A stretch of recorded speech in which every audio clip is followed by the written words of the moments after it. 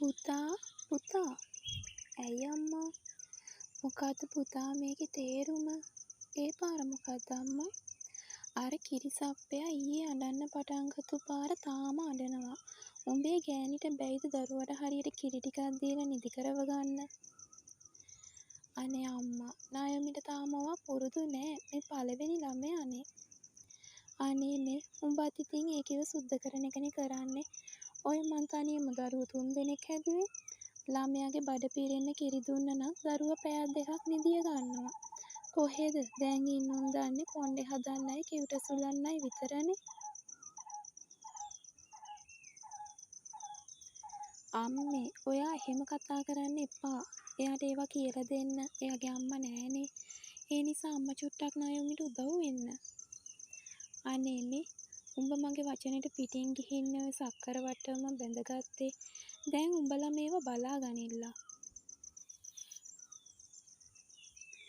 ඇයි අම්මේ ඔච්චරම නපුරු වෙන්නේ අම්මා කැමතිද කවදා හරි නංගිගේ නැන්ද අම්මත් නංගිට ඔහොම සලකනවට අනේ මේ මගේ කෙල්ලට මං ඉන්නවා ඒකිට නැන්දම්ම බැලුවත් නැතත් මං බලනවා ඒ ගැන උඹ බය වෙන්න එපා ඇයි අම්මට හිතන්න බැරි නයොමිත් අම්මගේ දුවෙක් කියලා අනේ මේ කොහෙවත් නැති අනාථයන්ට අම්මා වෙන්න මට පිස්සු නෑ සුමනා කේන්තියෙන් ගස්සගෙන ගෙට ගියා තම ලොකු පුතුගේ බිරිඳ ඔහුට වහකදුරු වගේ කෙල්ලට ළමයා හම්බලා ගෙදර එක්කන් ඇවිත් දවසයි ඒත් ඉතින් ඈගෙන් නම් කෙල්ලට වචනකින්වත් උදව්වක් නෑ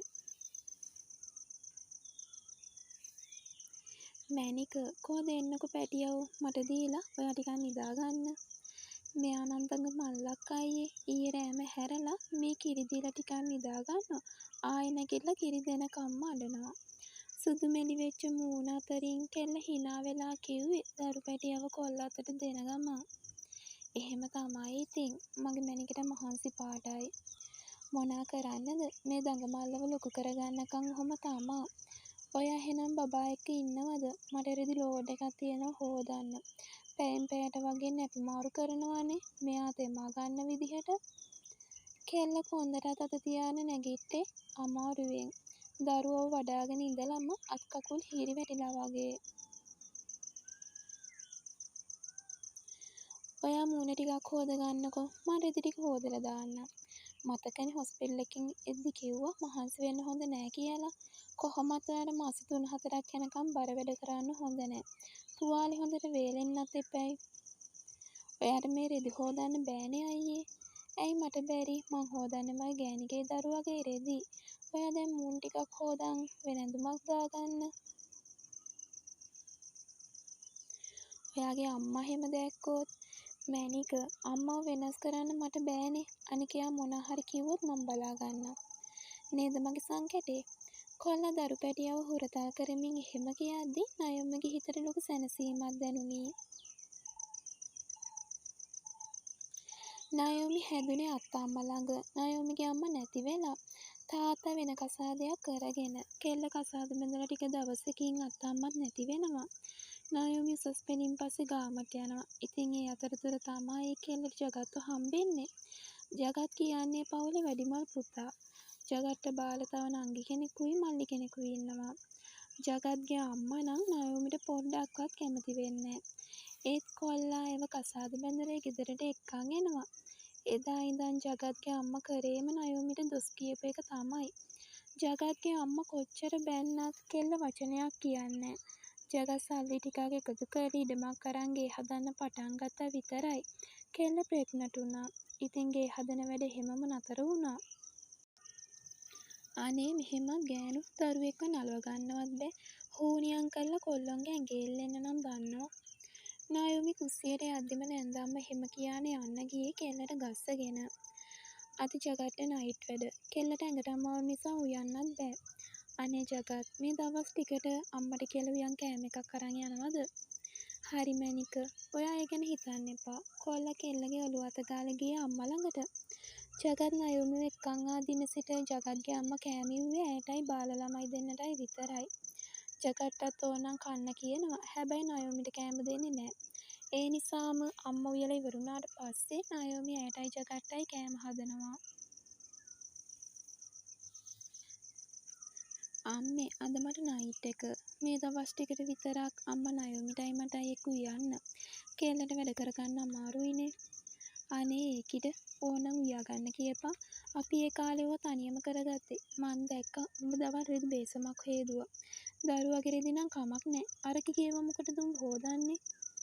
අම්මේ හැම දෙයකම වැරදි හොයන්න එපා. පවුනේ කෙල්ල. අනේ මට මොකද? උඹට ඕන නම් මං හාල් ටිකක් වැඩියෙන් තියන්නම්. අනේ මට එපා අම්මේ. නයෝමිට නැති කෑම මට මොකටද? ජගත් එහෙම කියලා කාමරේට ආවේ කේන්තියෙන්. දරු පැටියව නිදි කරවලා තියලා කෙල්ලටත් එහෙම නිින්ද ගිහින්. කුලී ගෙදරකට යන්න තරම් මුදලක් ජගත් ඉතුරු වෙන්නේ නැත්තේ ඉඩම ගන්නයි ගේ හදන්නයි ගත ලෝන් එකට කැපෙන නිසායි. නැත්තම් කොල්ලා කෙල්ලව අරන් කුලී ගෙදරකට හරි ගිහින්. ජගත්ට තමන්ගේ අම්මා ගැනම තිබුණේ ලොකු පිළිකුලක්. නයෝමිට දරුවා හම්බුනාම කොල්ලා හිතුවේ අම්මා නයෝමිට ආදරෙන් ඉඳී කියලා. ඒත් එහෙම වුණේ නෑ. මේ කාලෙට කිරියෙරෙන්න ගුණ කෑම කන්නත් ඕනි. පව් මගේ කෙල්ල. ජගත් කෙල්ල දිහා බලාන හිටියේ ඇස්වල කඳුළු පුරවගෙන. පොඩ්ඩි මට ඇත්ත කියාපන් කාගේද මේ දරුවා? එක දවසක් ගේ දෙවනක් වෙන්න ජගත්ගේ අම්මා කෑ ගහන හඬට නයෝමි වගේම ජගතුත් සාලෙට ගියා. මොකද අම්මා මේ අම්මා හිටියේ නංගිගේ කොණ්ඩෙන් අල්ලගෙන. මේකේ අපේ පවුලේ නම්බුව කෑව පුතේ මේකට දරුවෙක් ලැබෙන්න. අනේ මේ අම්මේ දැන් බොරුවට කෑ ගහලා වැඩක් නෑනේ. මං එදාම අම්මට කිව්වනේ මේකේ රස්තියාදු කාරයෙක් එක්ක එහෙම යනවා කියලා. කොහෙද? අම්මා අපි කියන දේවල් අහුවේ නෑනේ. උන දේවල් ගැන කියවලා වැඩක් නෑනේ ලොකු පුතේ. රටේ ලෝකෙ මිනිස්සු මේක දැනගත්තොත් අපිට පාරේ බැහැලා යන්න බැරි වෙයි. මොනා හරි කරපන් මේකට. මං මොනා කරන්නද? අම්මගේ හුරතල් පොඩ්ඩිනේ. අම්මන් බලාගන්න එකයි ඇත්තේ. මං කීපාරක් කිව්වද මේකේ කියන පදේට අම්මට නටන්න එපා කියලා. ෆෝන් එකක් අරන් දෙද්දිත් කිව්වා. අම්මා කරේ නංගිව සුද්ද කර මගේ ගෑන්ට දොස් කියපු එකනේ. ජගත් කේන්තියෙන් එහෙම කියලා නයෝමිවත් එක්කන් කාමරයට වැදුනේ. ඇත්තටම ඔහු කීප සැරයක්ම අම්මට කිව්වා පොඩ්ඩි ගැන හැගහන් ඉන්න කියලා. ඒත් අම්මා කොල්ලා කියන දේ ඇහුවේ නෑ. මගේ කෙල්ල එහෙම නෑ කිව්ව විතරයි. ජගත් හිටියේ හොඳටම කේන්තියෙන්. අනේ ජගත් මොනවා වුණත් ඒ වගේ නංගි අනික තාම පොඩි කෙල්ලෙක්. නයෝමිගේ කීම නිසාම ජගත් නංගි යාළු වෙලා හිටපු කොල්ලව හම්බෙන්න ගියා. ඌ දැන් ඒ ගමිනුත් ගිහින්. කොයි හරි ඈත පළාතකින් ඇවිත් මෙහෙ බෝඩ් වෙලා තමයි මිනිහා ජොබ් එක කරලා තියෙන්නේ. ජගත්ගේ නංගිට අන්තිමට උනේ දරුවෙක් එක්ක තනි වෙන්න. මැනික ඔයාට සුබ ආරංචියක් කියන්න තියෙනවා. ඒ මොකක්ද අයියේ? අපි තව දවස් දෙකකින් අපේ අලුත් ගෙදර පදිංචියට යනවා. කොල්ලා එහෙම කියද්දි කෙල්ලට ඇඬුනේ සතුටට. ඇත්තටම අවුරුදු 3ක වගේ කාලයක් නැන්දම්මගේ දෙස් දෙවොල් මැද කෙල්ල ජීවත් වුණේ පුදුම ඉවසීමකින්. දැන් ඔවුන්ගේ දරුවට අවුරුද්දක්. ජගත් කෙල්ලත් එක්ක අලුත් ගෙදර පදිංචි වුණා. ජගත්ගේ නංගිට බබා ලැබුණු නිසායි හැම වැඩක්ම කරන්න උනේ ජගත්ගේ අම්මට. ජගත්ගේ නයෝමිගේ ජීවිතවලට නම් වසන්ත කාලය ආවා වගේ. කලින් හිටියටත් වඩා නයෝමි දැන් ඉන්නේ ගොඩාක් සතුටින් හිතේ නිදහසේ. ජගත්ගේ මල්ලි නම් කසාද බැන්දේ හොඳ පවුලකින්. ජගත්ගේ අම්මගේම යාළුවෙක් දුවෙක්. ජගතුයි නයෝමි යුතුයකමක් වශයෙන් වෙඩින් එකට ගියා. එදා ජගත්ගේ අම්මා කියෙව්වේ මෙයාගේ පොඩි ලේලිගේ පම්පෝරිය. ඒ ඉතින් නයෝමිට රිද්දන්න ඕනි නිසා. ඒත් කෙල්ල නම් ඒ කියන ඒවා ගණන් ගත්තේවත් නෑ. මැනික එක්කෝ අපි යමු. අම්මා ඔයාට කියන කතා අහන්න මට නම් මෙතන ඉන්න බෑ. අනේ ජගත් ඒක හරි නෑනේ. අම්මා මොනවා කිව්වත් මං ඒව ගණන් ගන්නේ නෑ. එයාගේ හැටි දැන මම මොකටද මගේ ඇඟේ ලේ පුච්ච ගන්නේ? නයෝමි hina වෙලා එහෙම කියද්දි ජගත් කෙල්ල දිහා බැලුවේ පුදුමයෙන්. දුවේ මටත් එක තේ එකක් හදන් එන්න. අනේ අම්මේ මට නම් බෑ. ඔයාට ඕන හදාගන්න. ඒක නෙවෙයි අම්මේ. අක්කා හැමදාම මෙහෙ ඉන්නවද? ඔව් දුවේ. එයා ඉතින් වෙන කොහෙ කියලා යන්නද? මහ ගෙදර ආයිති පවුලේ බාලයාටනේ. ඔව් පොඩි පුතාට තමයි ගේ ඉතින්. අපි දෙන්නට නිදහසේ ඉන්න දීලා අම්මයි අක්කයි වෙලා ළමයාත් අරන් කුලියට ගියොත් මොකද?